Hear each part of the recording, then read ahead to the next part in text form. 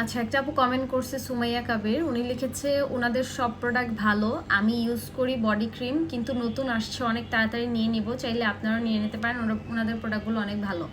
আমার টিকটকের মধ্যে বা পেজের মধ্যে কিছু কাস্টমার বা কিছু ভিউয়ার্সরা আছে যারা একটা ভালো রিভিউ দেখলে ওনারা মনে করে কি আমি মনে হয় আমার ফেক আইডি দিয়ে রিভিউ দিতেছি।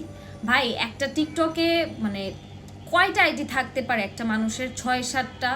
আসলে আমি যদি রিভিউ কিনতে যাই আপু, আমি যদি 100 টাকা দিই আমাকে 1000 রিভিউ দিবে, কিন্তু আমার প্রয়োজন নাই। দেখবা আমি যদি রিভিউই কিনতে হইতো তাহলে সর্বপ্রথম আমি আমার পেজে ভিউ কিনতাম। আমার লাইভে কিন্তু ভিউ নাই, কিন্তু আলহামদুলিল্লাহ সেল প্রচুর।